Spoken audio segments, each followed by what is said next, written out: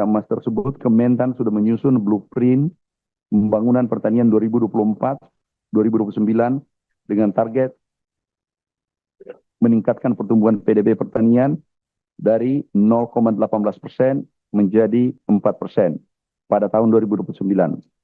Ada 5 program yang dilakukan untuk mencapai target tersebut adalah: pertama, program swasembada pangan nasional; 2, program pengembangan komoditas ekspor; 3, program peningkatan produksi susu untuk pangan bergizi; 4, program pekarangan pangan bergizi; dan 5, program mandiri energi B50.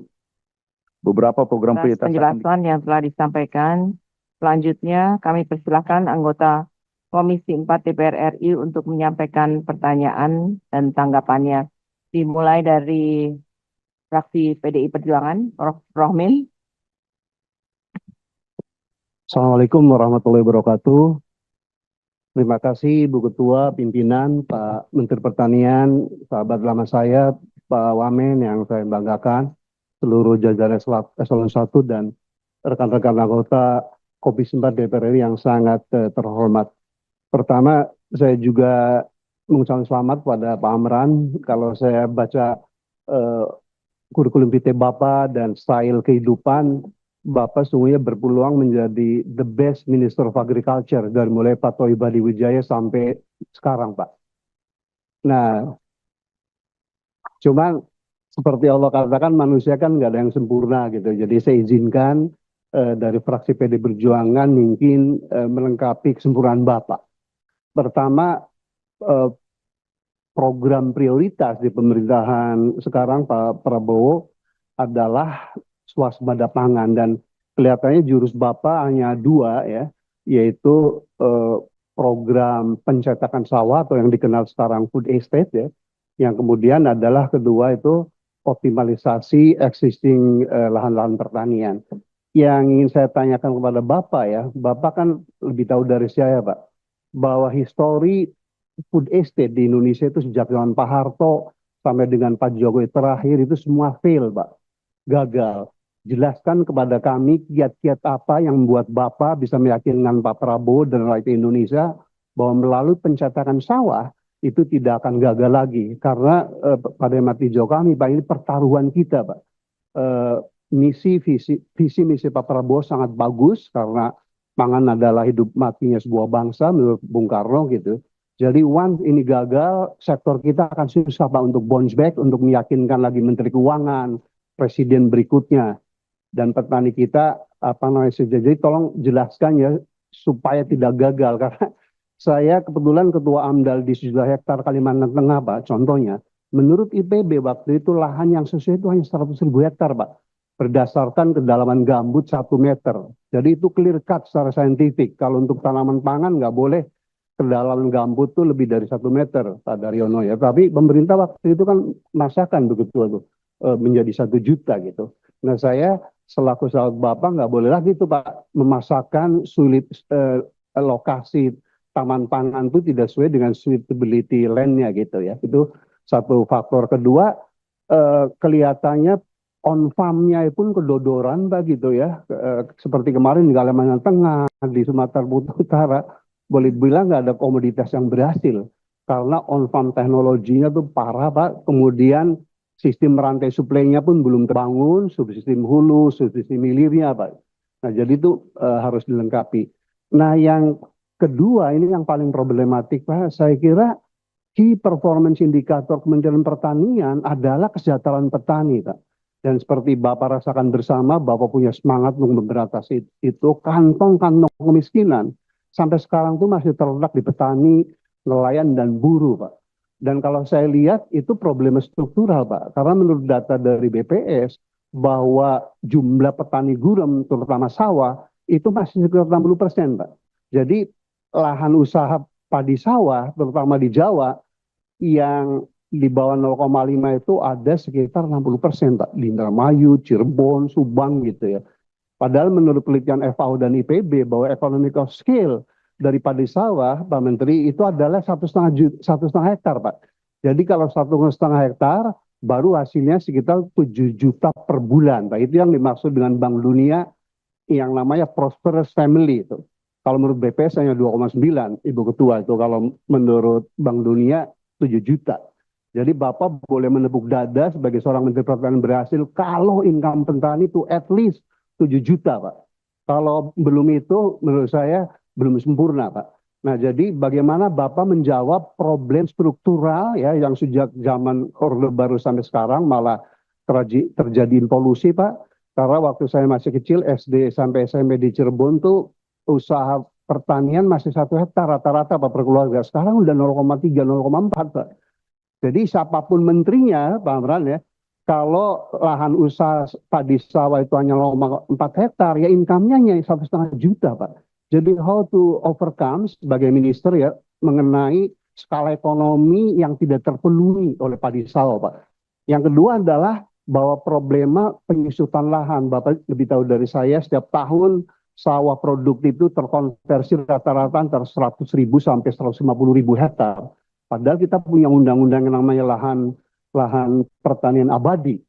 Nah, Bapak nggak bisa mengenforce. Saya tahun 97 ditunjuk Pak Ginanjar Pak sebagai Ketua Tim Nasional Penyusunan Pembangunan Pertanian Berindustri. Dalam studi itu, Pak Menteri, 70% keberhasilan sektor pertanian itu tidak di tangan Menteri Pertanian, tetapi Menteri Perdagangan, Keuangan, ya Menteri PU gitu. Jadi Bapak kalau mau berhasil mengerem konversi lahan pertanian untuk yang lainnya, itu harus bekerja sama dengan yang lain. Dan Pak Prabowo saya aku yakin bisa, Pak. Karena beliau waktu pidato pelantikan itu benar-benar punya semangat tinggi ya, soal sembada pangan is emas, Pak. Dan ini pertaruhan kalau 4 tahun lagi Pak Prabowo gagal mengikuti janji Pak Jokowi itu. Pernah swasembada pangan, nggak impor, tapi impor malah jor-joran ya. Ketiga, Pak Menteri, memang kasus impor, Pak, studi saya mengatakan bahwa 80% faktor impor adalah mafia pangan itu. Karena ingin fee-nya itu kan minimal 1.000 atau 2.000 per kilogram gitu ya. Jadi Bapak sebagai orang soleh harus tegar, Pak, bahwa hidup itu bukan hanya di dunia tapi akhirat ya. Kalau Bapak ikut-ikutan di mafia impor ya petani akan sengsara terus gitu, Pak ya. Dan kemudian terakhir adalah bahwa akses petani terhadap kredit, Pak. Ya kan, memang sejak 2010-an sudah ada yang namanya KUR, Pak. Tetapi persyaratan 5C itu, Pak Menteri, itu masih diterapkan gitu. Jadi petani, nelayan itu masih terjerat ke tengkulak, Pak. Jadi pertanyaan kedua adalah bagaimana Bapak selaku seorang jenderal di Kementerian Pertanian mengatasi problem-problem struktural tadi, Pak. Mulai skala ekonomi, kemudian konversi lahan ke non pertanian ugal-ugalan, mafia impor dan seterusnya. Ibu Ketua, Pak Menteri dan hadirin, kalau saya boleh usulkan, Mbak, enough is enough, Pak Mas Jaili ya. Jadi untuk menyikapi impor itu, kalau saya boleh usulkan, Ibu Ketua, itu ada 3 klaster komoditi, Pak Menteri. Klaster pertama adalah kalau secara faktual, memang komoditas itu produksinya, Pak Menteri, udah lebih besar daripada kebutuhan nasionalnya. Nah kalau ada mafia, Pak Wamendo, demo kemudian ditumpuk, jadi harga naik ya, itu nggak boleh impor. Tetapi memang syarat pertamanya adalah satunya data, Pak. Saya ngikuti Bapak waktu itu bertemu dengan Pak Enggar ya, Bapak klaim produksi beras sudah cukup, Menteri Perdagangan bilang nggak cukup. Bapak yang kalah, impor gitu. Itu nggak boleh terjadi lagi, Pak. Komisi 4 100% akan membackup Bapak. Kalau memang betul-betul produksi itu lebih besar daripada si demand-nya, Pak. Enough is enough. Jadi contoh beras, kemudian jagung ya. Harusnya kedelai pun dengan varietas yang ditemukan oleh Profesor Alizum, oleh Saudara Hazriel di IPB, Pak. Harusnya kita mampu, Pak, untuk swasembada kedelai kalau kita bisa memberantas mafia itu. Kedua adalah klaster komoditas, Pak Menteri, Pak Wamen ya. Yang sekarang memang demand-nya atau kebutuhannya lebih besar daripada si produksinya. Tetapi Bapak punya data, Bapak punya teknologi, kalau dengan ekstensifikasi dan intensifikasi itu within 3 tahun misalnya, mampu tuh, produksi itu akan lebih besar daripada si kebutuhannya, Pak. Jadi boleh impor selama 3 tahun itu, tetapi 2, importnya harus benar-benar national interest, jangan pada saat petani atau peternak kita lagi panen raya, kita impor, itu dosanya setengah mati tuh. Yang kedua adalah mulai sekarang Bapak tentukan gitu ya dengan para ahli mana tuh komoditas yang existing masih defisit tapi dengan kemampuan teknologi yang Bapak miliki dengan areal yang masih ada, maka dalam 3 atau 2 tahun, 4 tahun bisa produksi lebih besar, Pak. Kita nggak boleh tidur di situ. Kemudian yang ketiga, Pak Menteri, Pak Wamen, mohon maaf, itu memang ada komoditas yang kebutuhannya tinggi, tetapi secara agroekologi memang kita bisa memproduksi, Pak Dirjen. Contohnya adalah ikan salmon, Pak, tinggi. Kami waktu jadi menteri mencoba di Wamena, Adinda tuh, berhasil secara teknologi, tapi harganya mahal. Kalau itu boleh diimpor, Pak. Iya kan? Jadi sekali lagi komoditas pangan, kalau dibutuhkan bangsa Indonesia, tapi secara sunatullah atau agroekologi itu nggak mungkin diproduksi di kita, itu boleh impor, Pak. Tapi lagi-lagi harus juga diatur. Saya kira dengan 3 skema itu, Pak Menteri, Bapak insya Allah menjadi Menteri Agriculture terbaik, Pak, untuk memberantas mafia pangan, dan PR Bapak itu flagship, Kementerian Bapak, flagshipnya itu adalah di kesejahteraan petani. Apapun Bapak mencetak sawah, ribuan traktor digelontorkan ke sana, kalau petani masih miskin, Pak, menurut saya fail, Pak.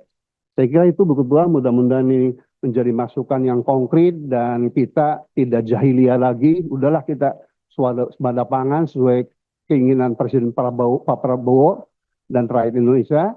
Dan kemudian jangan lagi kita hanya bluffing, Pak, gitu ya, bahwa food estate yang akan kita bangun benar-benar tidak fail lagi, Pak. Karena kalau fail, saya sebagai sahabat Bapak, saya juga menderita malu gitu, Pak. Jadi sekali lagi kami Komisi 4 sejauh kita on the right path, kita akan tandem dengan Bapak dan jajaran untuk memastikan bahwa visi besar dari Presiden Pak Prabowo terwujud within 4 or 5 years at the latest. Terima kasih. Assalamualaikum warahmatullahi wabarakatuh. Waalaikumsalam. Terima kasih Pak Rohmin. Selanjutnya. Saat menangkap, mengumpulkan, dan mengolah peristiwa, secara paksa oleh penyidik, kami kerahkan upaya terbaik. Ketika menyampaikan berita serta informasi, kami tak sekadar menyapa. Ada referensi, aspirasi, juga inspirasi yang menjadi misi. Sapa Indonesia di Kompas TV.